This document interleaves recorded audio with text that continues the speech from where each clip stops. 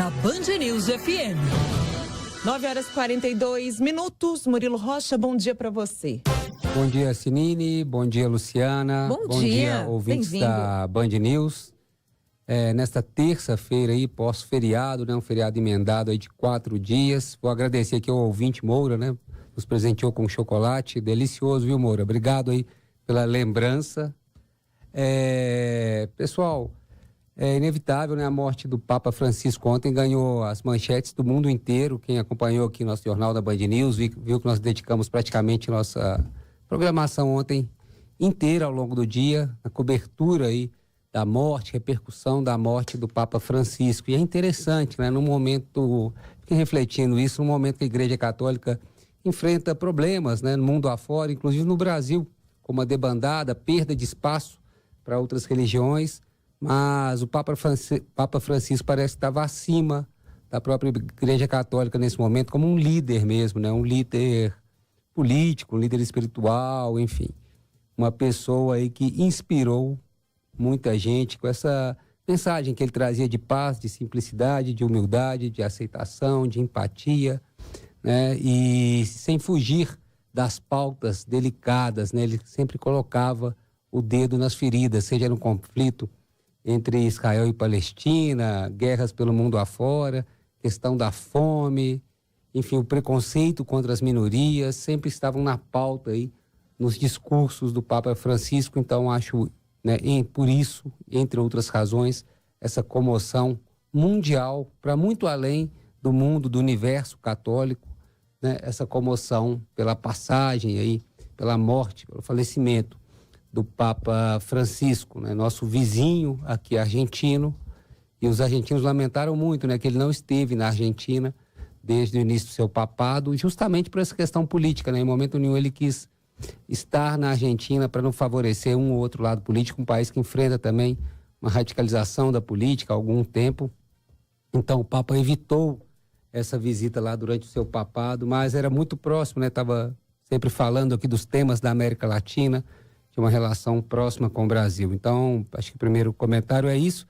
E como que essa morte do Papa ontem, Sininho, Luciano e ouvintes, acabou ofuscando também 2 eventos políticos importantes que ocorreram em Minas Gerais, né? Como era esperado, logicamente, uma notícia dessa proporção acabou mudando os rumos da pauta. Um é justamente o Ouro Preto, 21 de abril em Ouro Preto, né?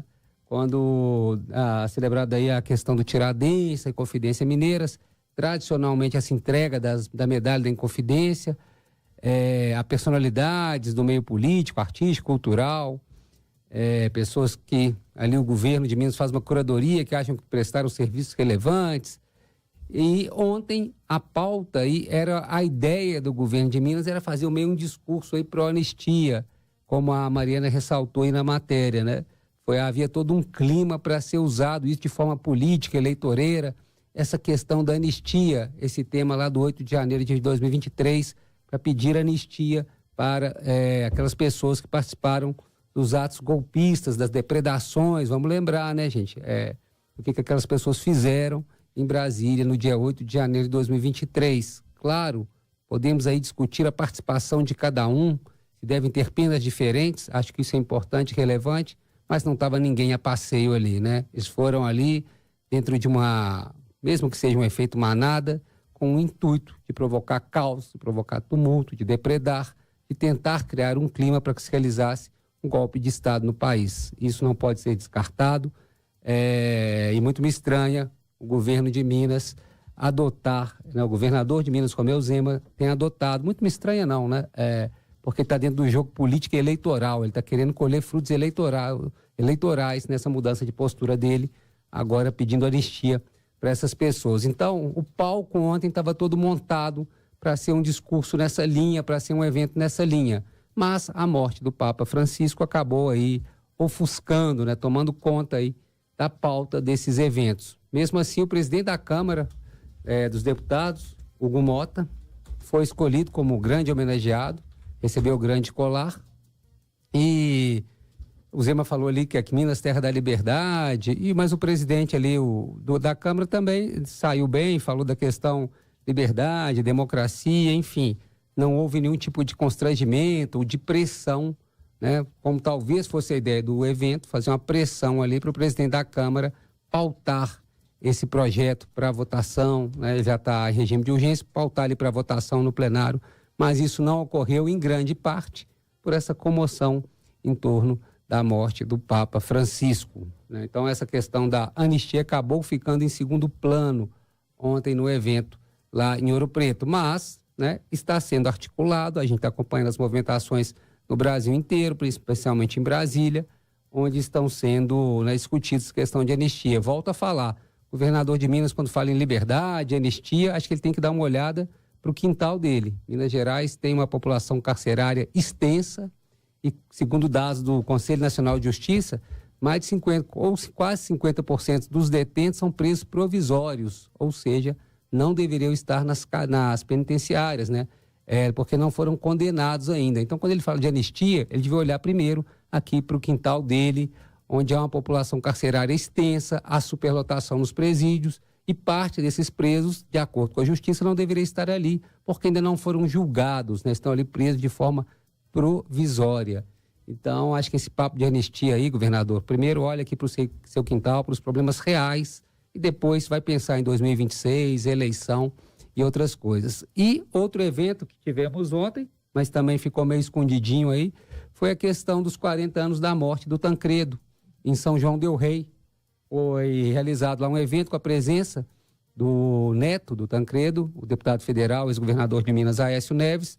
O presidente da Câmara, depois de Ouro Preto, também foi a São João del Rei, onde foi realizado esse evento. Um evento organizado pelo próprio neto, né, deputado federal. Exatamente, foi organizado lá em parceria com a Prefeitura de São João del Rei. Foi revitalizado o memorial em homenagem a Tancredo Neves. E era a ideia também de ser um ato político, quase que um ressurgimento aí do Aécio, né? Tem gente que acredita que ele vai ressurgir das cinzas para poder disputar alguma coisa aí em 26, alguma coisa maior, né? Ele é deputado federal atualmente.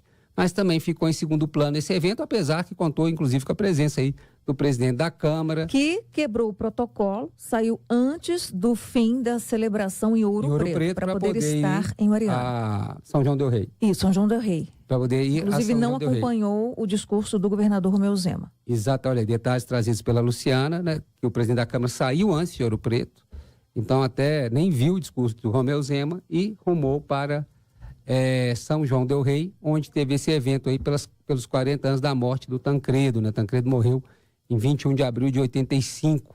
Havia sido eleito de forma indireta para presidir o país, mas não chegou nem a tomar posse, né? Quem assumiu depois foi José Sarney, e aí o resto é história, né? Que a gente conhece.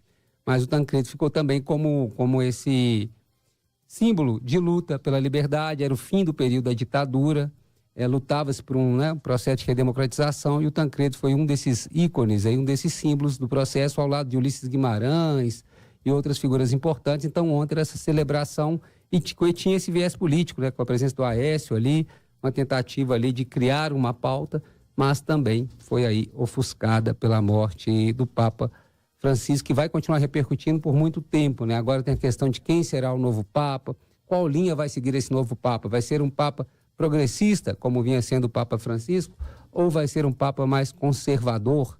Há toda essa expectativa, né? E tem muita gente que fala, não estou nem ligando para isso, não sou católico, né? Mas a gente vê que a influência de um Papa, como a prova viva aí o Papa Francisco até outro dia, que transcende muito o mundo católico, a influência de um Papa, né? Tem muita coisa política, inclusive.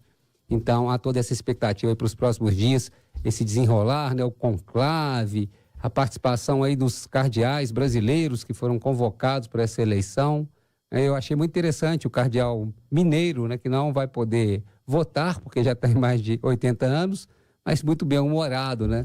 Lembrando aí, né? Brincou que só podia ser mesmo um jornal de Minas Gerais, para lembrar aí dele, que já está com 88 anos, então não vai poder participar dessa eleição de um novo Papa. Dom Raimundo. Dom Raimundo, é isso. A imagem dele aí, ó, Dom Raimundo, muito bem-humorado aí no trechinho que a gente ouviu do áudio dele, falando que agradece pela lembrança, mas que ele acha que a profecia não vai se concretizar, porque ele tem 88 anos. Ele não pode participar da eleição, votar, mas ele poderia ser escolhido como Papa. Só que com essa idade avançada, ele mesmo julgou que dificilmente será feita essa escolha, né? A ideia é que se escolha um Papa aí entre 65, 67, né, parece que é a idade do mais novo cardeal, entre 67 e 80 anos, né, para que possa ter um papado, né, não seja um papado tão curto, né, tenha tempo de poder aí exercer um papado mais longo. É isso, Sinine e Luciana. 9h50.